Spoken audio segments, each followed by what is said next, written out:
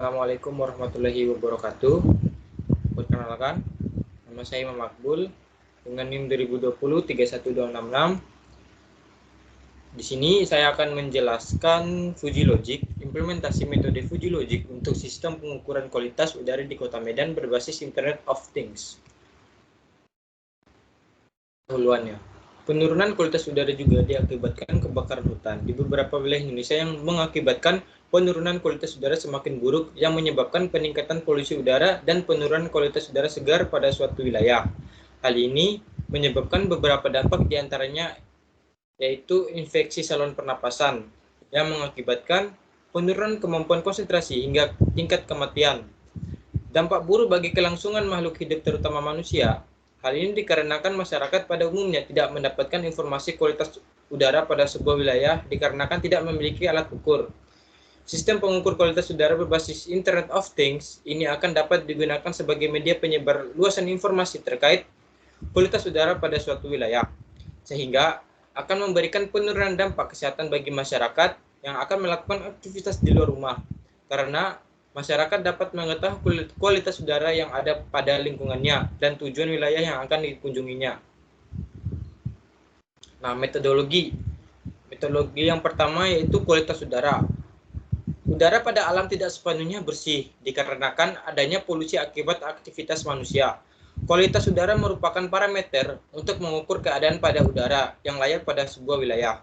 Penurunan kualitas udara diakibatkan oleh polusi seperti beberapa jenis, yaitu gas, asap, kendaraan, asap industri, dan limbah udara dari rumah tangga. Berikut ini adalah parameter pengukuran kualitas udara berdasarkan dari indeks standar pencemaran udara.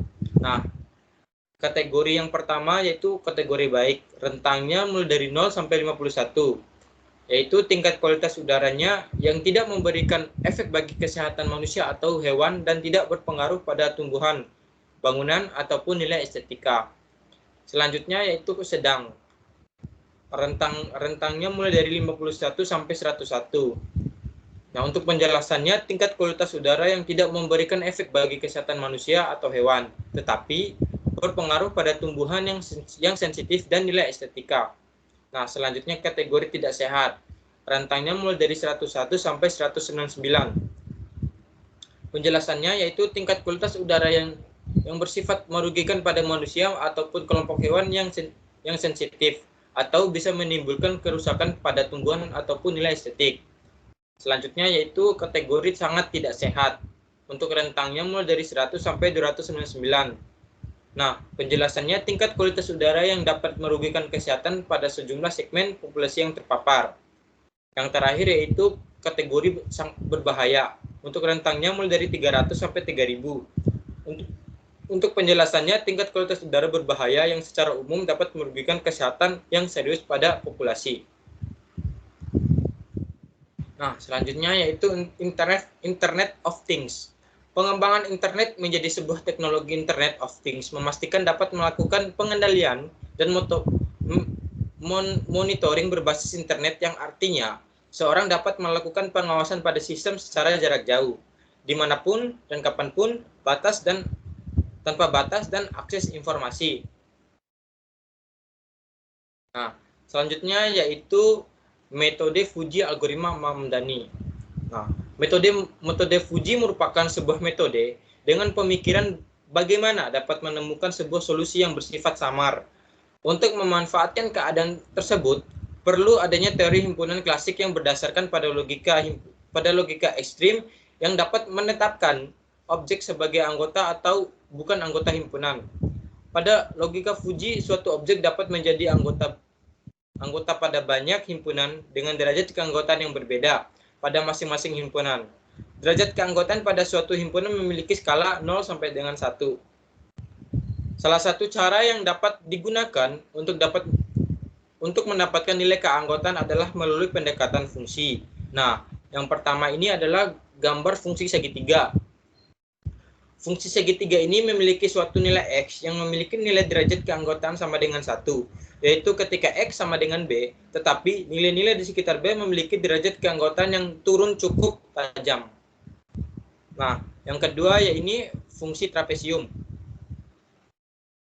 fungsi ini terdapat beberapa nilai X yang memiliki derajat keanggotaan sama dengan 1, yaitu ketika B kurang dari sama dengan X kurang dari sama dengan C. Tetapi derajat keanggotaan untuk A kurang dari X kurang dari B dan C kurang dari X kurang dari sama dengan D memiliki karakteristik yang sama dengan fungsi segitiga.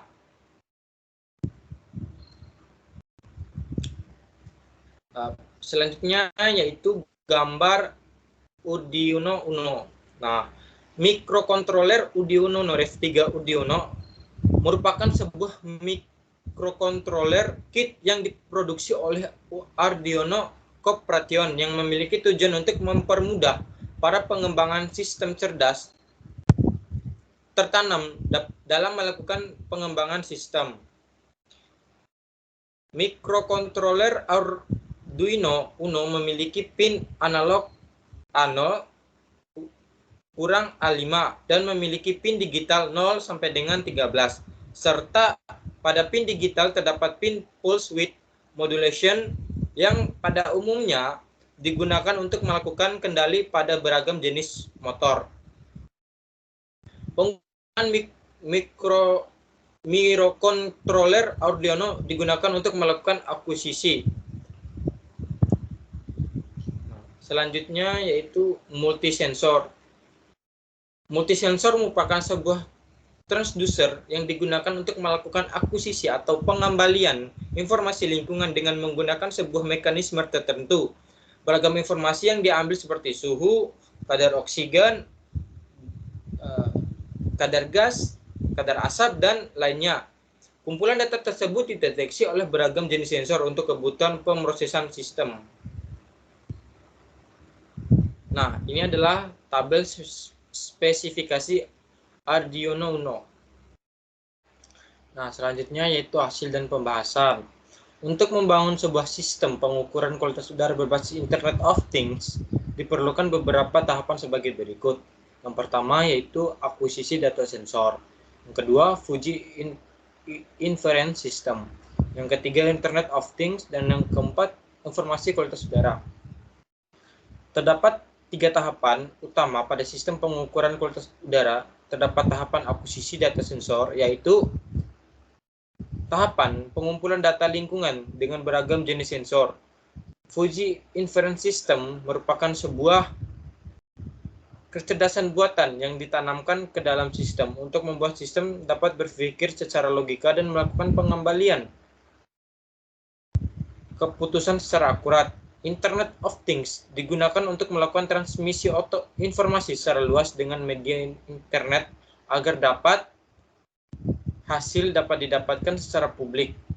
Informasi kualitas udara merupakan hasil yang telah diproses oleh mikrokontroler dengan kecerdasan buatan yang tertanam. Nah, di samping ini ada gambar blok diagram sistem. Selanjutnya, di sini ada gambar pengujian pertama, di sampingnya ada tabel pengujian pertama. Selanjutnya ada gambar pengujian 2 dan di sampingnya juga ada tabel pengujian 2.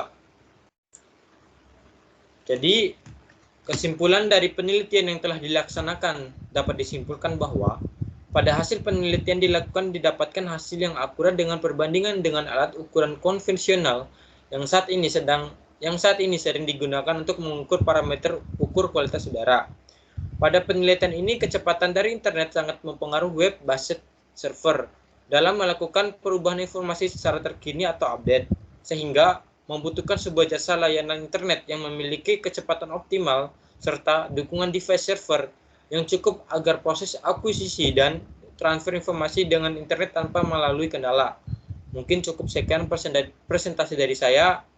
Kurang lebihnya saya mohon maaf. Assalamualaikum warahmatullahi wabarakatuh.